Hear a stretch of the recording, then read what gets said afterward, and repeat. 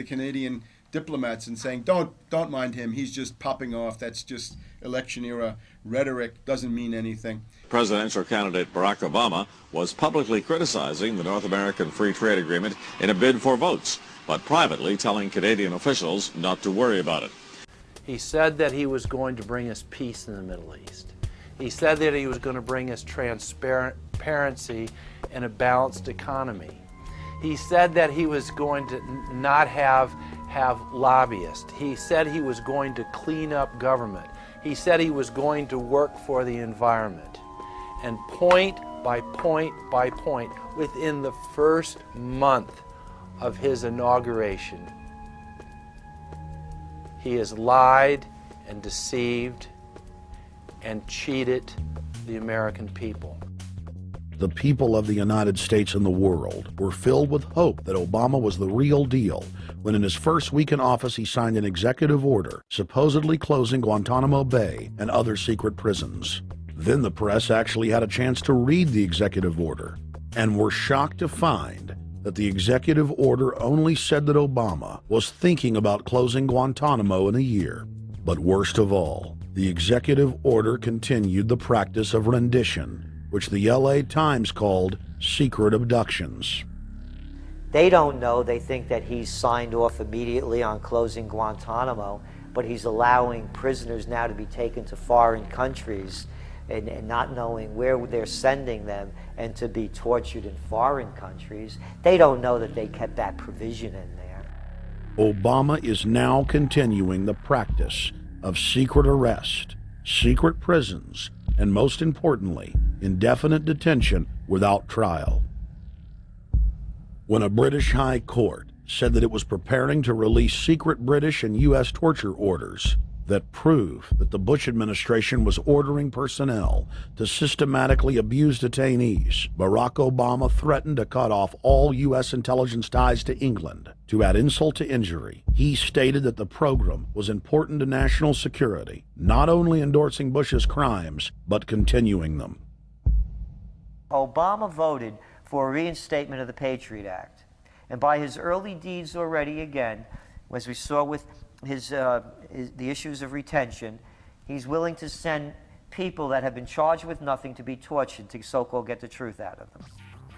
If the makers of this film attempted to cover all of Obama's lies, this documentary would never be released because there are new ones every day. So in the interest of time, we're going to cover one more big one. Barack and his handlers made the cornerstone of his campaign, keeping lobbyists and donors out of his administration. Within hours of being elected, Obama did a 180 and filled the White House and federal government with lobbyists and donors at all levels. Obama picked William Lynn, the top lobbyist for Raytheon, to fill the #2 position at the Department of Defense. Timothy Geithner, former president of the private Federal Reserve Bank of New York, was picked by Obama to be Secretary of the Treasury.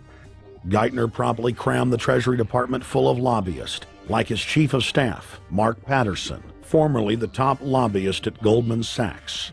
Obama appointed top lobbyist to the Saudi royal family, George Mitchell, as the lead Middle Eastern envoy. Obama appointed the king of Wall Street lobbyists, Leon Panetta, to head up the CIA. Obama tapped Tom Daschle, top lobbyist for healthcare firms, to run the Department of Health and Human Services, and the list goes on and on. Then, 3 weeks into his administration, Obama launched a new lie, more outrageous than the previous. With Academy Award-level conviction, he said that he was upset about the banker bailout, which his own chief of staff, Rahm Emanuel, another former Wall Street executive, had engineered. Obama said that he had signed an executive order capping the CEO's salaries of those who had taken the bailout money. There was just 2 problems. All the major banks and brokerage firms were exempt, and the new order only dealt with any future bailouts, and those were to be on the honor system. What gets people upset, and rightfully so, are executives being rewarded for failure. AIG, Bank of America, and Citigroup, which have received billions in bailout money, don't fall under this plan.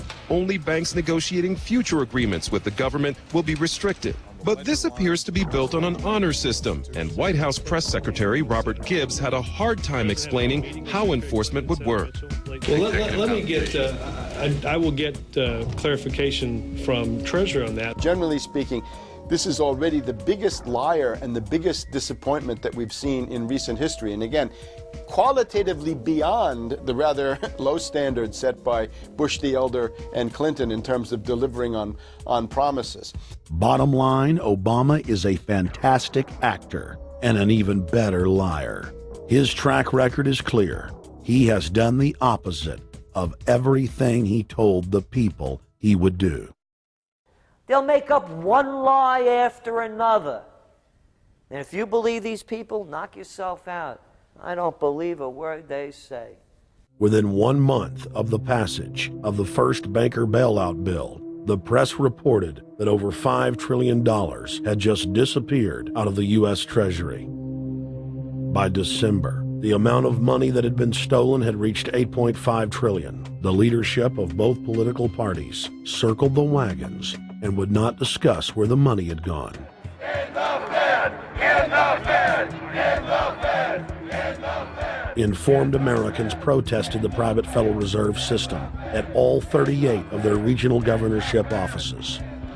Arrest Bernanke and Paulson! Arrest all the criminals that stole the banker bailout money! It was refreshing to see people standing up against the real power structure, not being distracted by the elite's frontmen like George W. Bush and Barack Obama. We traveled to Dallas, Texas to cover We the People taking on the real enemy. Hey, I want to talk to the workers up there on the parapet. The ones smoking cigarettes that just jumped back. You're with the American people, we know that. But understand, ask the workers inside. You're not in a federal government building. You're in a private Federal Reserve that uses that name as a fraud. That'd be like if my first name was Federal Reserve Jones. I'm still not the federal government. I'm not a federal agency. But if I said my name was Federal Reserve, I could go out and pay off politicians and get them to allow me to get into power so I could issue the currency and credit, and then I could buy up the world. That's what these criminals have done. A lot of people think that the Federal Reserve is already part of the government. They're not. It's controlled by cliques of unelected, unaccountable bankers meeting in secret. Most of these people have never even been through the formality of a Senate hearing or a Senate confirmation. They claim that they're part of the U.S. government. They masquerade as if they were part of the U.S. government. But in reality, this is a purely private operation. Jackals, hyenas, raptors, all of them loyal, not to the American people, but to the Wall Street banks, which is where most of them come from. Everyone is pointing to Barack right now, President Obama, as saying, you got to get the economy together. You got to get the economy together. When in fact, the president has very little to do with the economy. It's the Federal Reserve chairman that at least sets the policy. That's a privately owned company, the Federal Reserve Bank. They set the agenda. These guys are masquerading as a federal institution. They are a private banking consortium, and this is their front, their holding company. The Federal Reserve is not federal. It's a front for a private banking cartel. That's on record in congressional testimony, and they're the ones orchestrating the economic collapse we're seeing right now, so that's why we're here. While at the In the Fed rally outside the Federal Reserve Bank in Dallas, Texas, we spoke with Ron Paul's brother, Wayne Paul. 1913, the Federal Reserve Act was passed, floor of the House, where 3 members of Congress were on the floor. At that time, they only needed a majority of votes to pass it. So in 1913, the Federal Reserve Act was passed. 20 years later, 1933, under Roosevelt, the United States was declared bankrupt. And in 1933, the Federal Reserve private bank says, okay, USA, what are you going to pledge as collateral on the debt you owe me?